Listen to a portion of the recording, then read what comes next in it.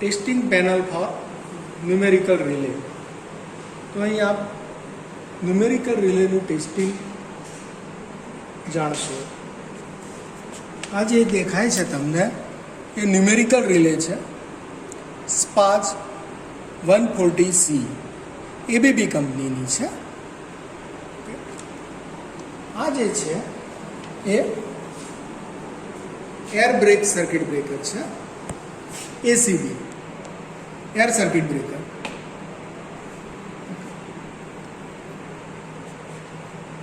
Air circuit બ્રેકરના specification જો આપ જોવા હોય તો આ એર સર્કિટ બ્રેકર 800 એમ્પિયરનું છે, 415 વોલ્ટનું છે. ઓકે, હવે આ જે રિલે જ્યારે પણ ટ્રીપ થશે ત્યારે સિગ્નલ કોને આપશે? સર્કિટ બ્રેકરને સિગ્નલ આપશે. જ્યારે પણ રિલે ટ્રીપ થશે, ન્યુમેરિકલ રિલે ઓપરેટ થશે ત્યારે એ ટ્રીપિંગ સિગ્નલ સર્કિટ બ્રેકરને આપશે અને લોડમાં જતો પાવર શું થશે? બંધ થશે. પરંતુ ન્યુમેરિકલ રિલેને કેવી રીતે ઇનપુટ મળશે? કારણ કે આટલો બધો કરંટ ડાયરેક્ટલી ન્યુમેરિકલ રિલેમાં પસાર ન કરાય. તો કરંટને સ્ટેપ ડાઉન કરવા માટે અહીં આપ જોઈ શકો છો આ 3 CT છે. ઓકે, અહીં એના પ્રાઇમરી કનેક્શન્સ છે અને આ એના સેકન્ડરી માટેના કનેક્શન્સ છે.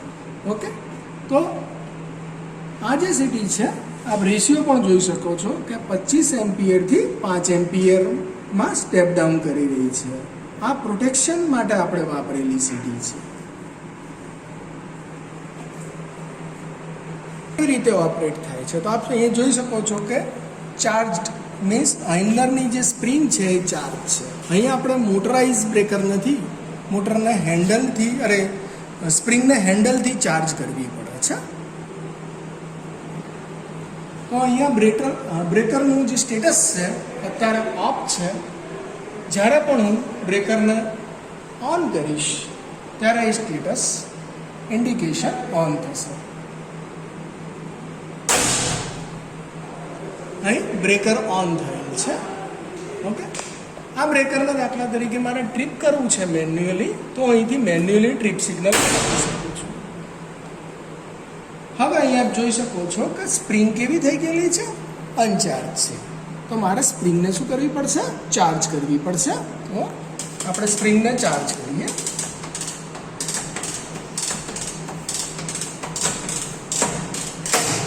ઓકે, તો અહીંયા ઇન્ડિકેશન આવી ગયું કે સ્પ્રિંગ શું છે? ચાર્જ. હવે આપણે બ્રેકરને શું કરીશું? ઓન કરીશું.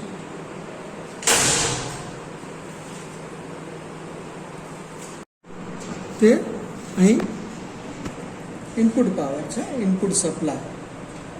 ઓકે, 3 ફેઝ પાવર ઇનપુટ છે. અહીંયા આપણે ન્યુટ્રલ ફક્ત પેનલમાં જે ઇન્ડિકેશન છે એના માટે વાપરેલ છે, બાકી ન્યુટ્રલની જરૂરિયાત નથી.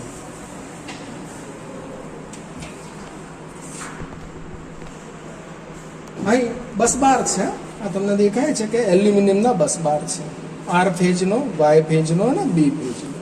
હવે કેટલો કરંટ છે એ માપવો હોય તો આપણે કરંટ ટ્રાન્સફોર્મરની જરૂરિયાત પડે. તો અહીંયા જે આપણને આપેલી છે એ CT છે, R ફેઝની CT, Y ફેઝની CT અને B ફેઝની CT. એનો જે રેશિયો છે એ 30/5નો છે. ઓકે, તો આ જે CT છે એ મેજરિંગ CT છે. આપણે અગાઉ જે CT જોઈ એ પ્રોટેક્શન માટે વાપરેલી CT છે. આપ અહીંયા જોઈ શકો છો કે આ સર્કિટ બ્રેકર છે.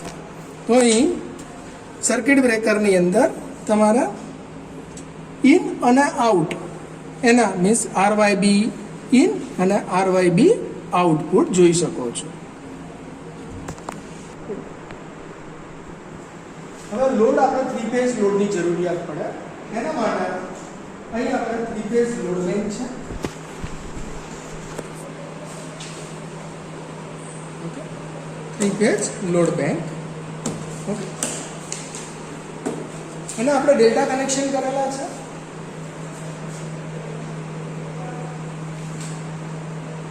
હવે મારે જ્યારે ન્યુમેરિકલ રિલેનું ટેસ્ટિંગ કરવું હોય ત્યારે જુદી જુદી વેલ્યુના કરંટ ઇનપુટ કરવા પડે અને રિલેનું કેટલા એમ્પિયરે ટ્રિપિંગ થાય છે તે જાણવું પડે. ઓકે, હવે આપણે અહીંયા જોયું કે આ જે CT છે એ 25/5ની છે.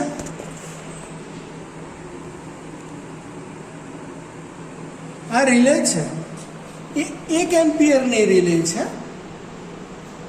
ઓકે, હવે આનું જો હું 50% સેટિંગ કરીશ આ રિલેનું, મીન્સ કે 0.5 ઉપર, તો મારા જો લોડ કરંટ 12.5 એમ્પિયર હશે તો રિલે 12.5 કરતાં વધુ હશે, મીન્સ અહીંયા તમને 0.5 થી વધુ અથવા 0.5 બતાવશે અને રિલે શું થશે? ટ્રિપ થશે.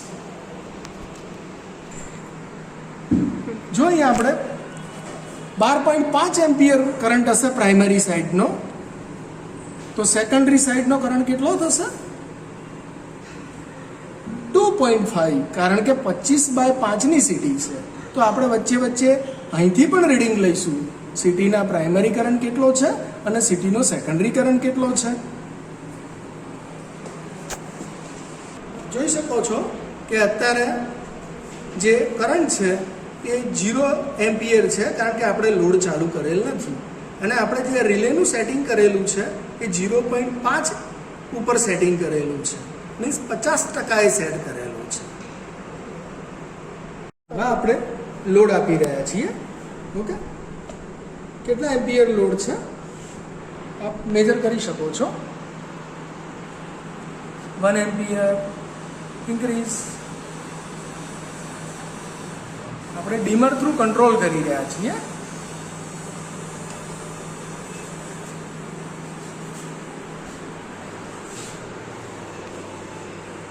Okay,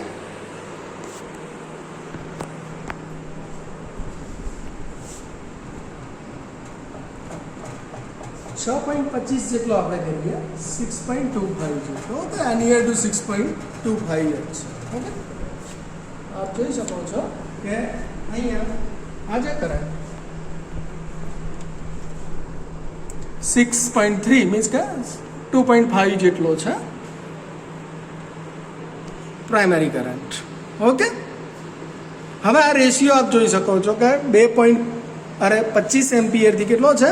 5 ampere. તો અહીંયા સેકન્ડરીમાં કેટલો થવો જોઈએ? 1.3 અરાઉન્ડ થવો જોઈએ. જો કેટલો છે? 1.3 એમ્પિયર. બરાબર.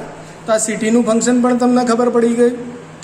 ઓકે, હવે આ જે કરંટ છે અહીંયા જુઓ, રિલે 50% સેટિંગ ઉપર, એટલે 12.5 હોત તો અહીંયા 0.5, તો અહીંયા કેટલો આપણો છે? 6.25 છે. માટે અહીંયા કેટલું બતાવે છે? 0.25 આસપાસ બતાવે છે. ઓકે, હજી આપણે આટલા એમ્પિયરે સર્કિટ બ્રેકર ટ્રીપ થતું નથી. જો આપ જોઈ શકો છો કે સર્કિટ બ્રેકર ઓન છે, લોડ પણ ઓન છે, કારણ કે હજી સેટ વેલ્યુ કરતા કરંટ કેવો છે?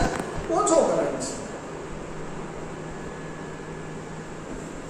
હજી આપણે હવે step by step load increase કરીશું.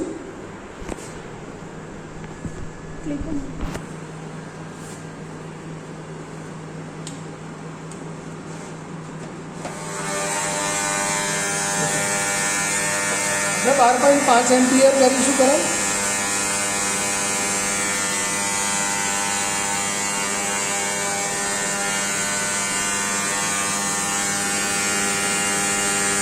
.5. ઓકે, એટલે આપણું જે રિલે ઉપરનું લગભગ 0.5 થઈ જશે.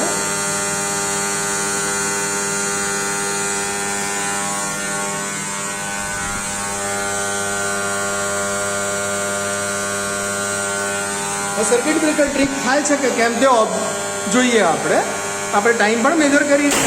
ઓકે, લગભગ 18 સેકન્ડ આમ થયું છે, પણ અહીંયા થોડું આપણે ડીલે પડ્યા આ રીડિંગ લેવામાં. એટલે ઓકે, લગભગ 18 સેકન્ડે ટ્રીપ થઈ.